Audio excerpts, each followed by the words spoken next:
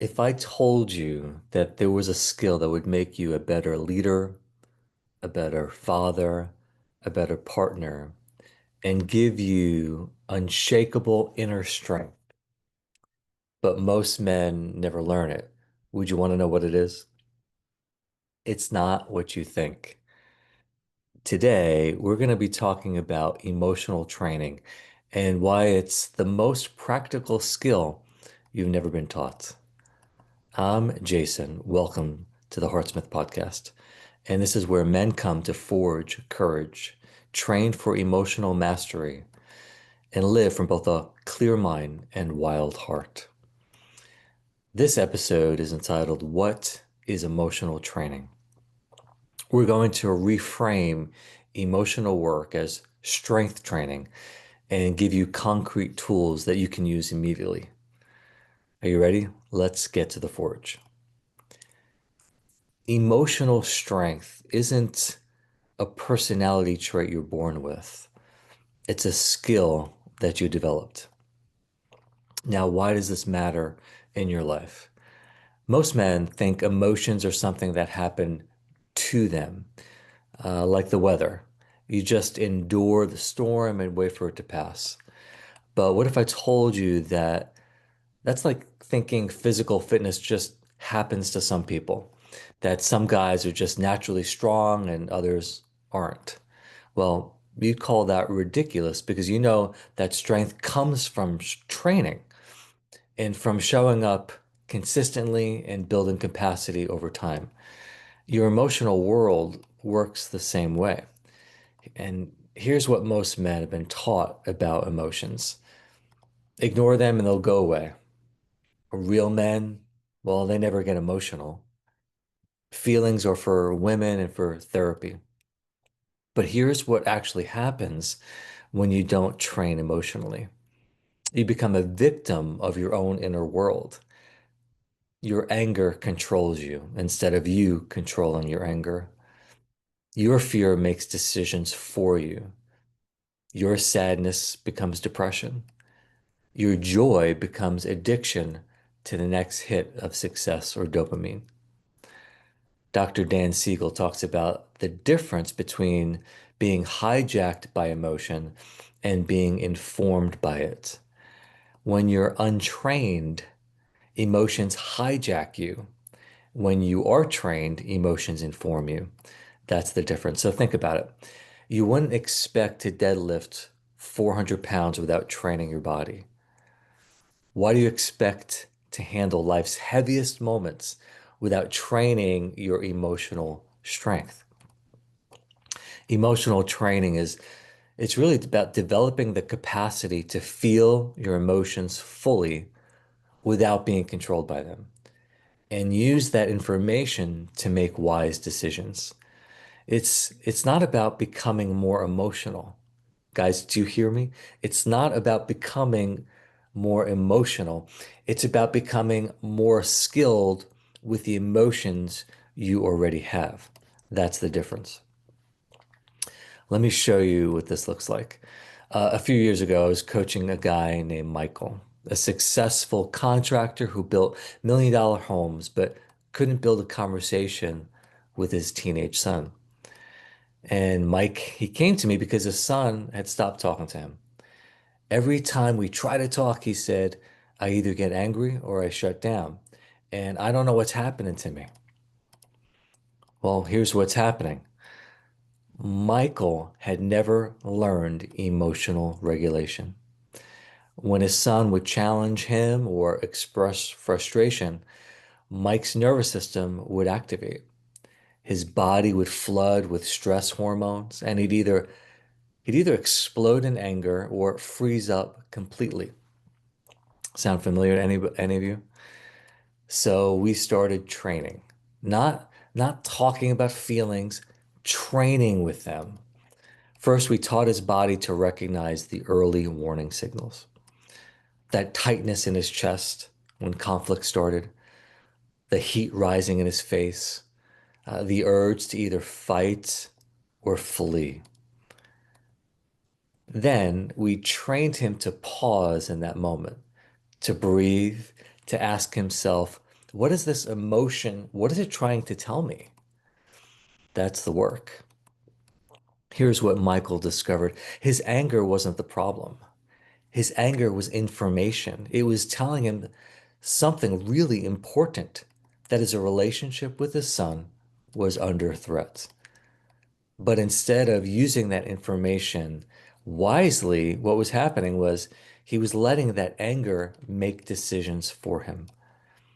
After 6 months of training, Mike told me, Jason, he said, my son and I just had our first real conversation in years.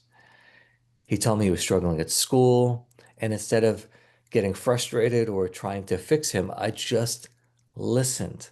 And I asked him what he needed, and he actually hugged me. Man, that's emotional training. Michael didn't become a different person, he became a trained person. And Mike's transformation illustrates the three components of emotional training. And emotional training, I want to show you how this works. It's got these three core components. First, awareness. Awareness. You can't train what you can't feel. Most men truly live so disconnected from their bodies that they miss the early signals. Emotional training starts with developing what Dr. Hillary McBride calls body literacy. And what does that mean? It means learning to read the messages your nervous system is sending. Second, regulation. Regulation is your ability to stay present and make choices even when big emotions are activated. Think of it like this. A novice lifter gets crushed by heavy weights. A trained lifter can handle the same weight with control and form. This is what I call surfing the wave instead of being wiped out by it. You can feel the full force of the emotion, but you ride it out rather than letting it ride you. That's the difference. Third, integration. This is using emotional information to make wiser decisions. Your anger might be telling you a boundary was crossed, so you pay attention. Your sadness might be telling you that something important was lost. Your fear might be telling you to pay attention to real danger. Your emotions are not directives, they're data. And when you're emotionally trained, emotions, they become your allies, not your enemies. Neuroscientific research shows us that people with strong emotional regulation, they actually have stronger prefrontal cortexes right there in their brain. That's the part of the brain that's responsible for decision making and impulse control. You're literally building brain strength with this work. So let's get to a practice. Let's start training right here, right now. And I'm going to teach you what I call the forge method. The forge method will begin with having you find just a comfortable position. And if you're driving, you want to maybe listen to this and try it at home. But you can do this practice while staying focused on the road while you're listening. Well, let's begin. I want you to pay attention to your body. F is for feel. Feel your body. You guys use this language all the time. You're breaking my back. You're breaking my balls. You're a pain in my, all, you get it. We use this language all of the time. So we're just going to dial in. So feel your body. Let's take 3 deep breaths. This is slowing down and scan from the top of your head to your toes. Take a deep breath in and out. What sensations are you noticing? Another deep breath in through the nose And out through the mouth. That's the mouth.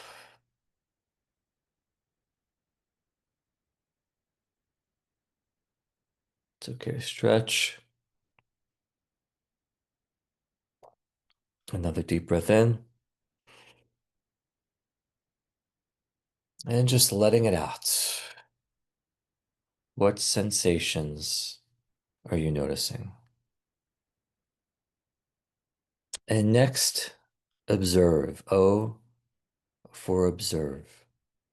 Without judgment, what are the emotions present?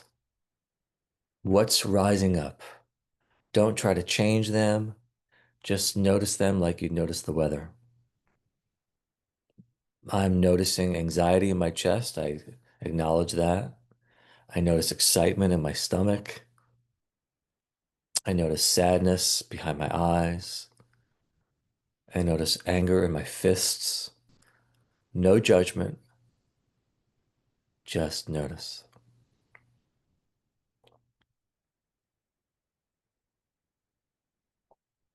R is regulates. Regulate your nervous system. Place one hand on your chest and one on your belly. And we're going to go a little bit deeper. We're going to breathe in for 4 counts, hold for 4, and breathe out for 6. And this activates your parasympathetic nervous system, your body's natural calm response. So breathe in for 2, 3, 4. Hold 2, 3, 4.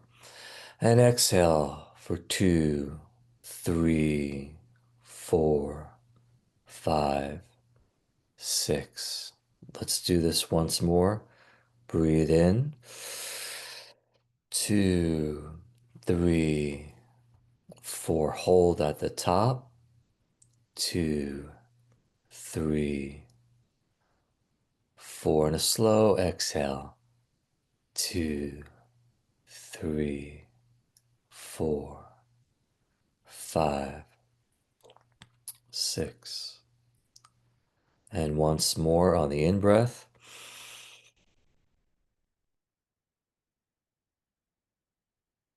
Hold at the top.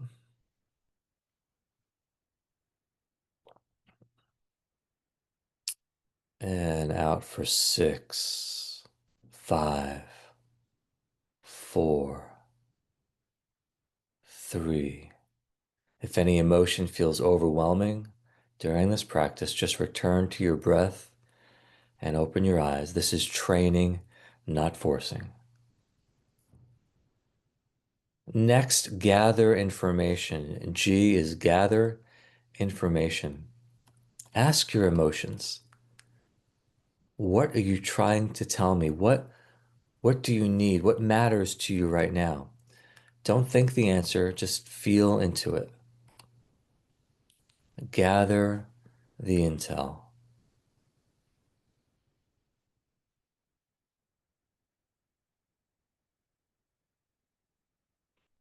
What does your anxiety need today? What does your anger call for? What does your excitement need today? Is there an action step for your sadness?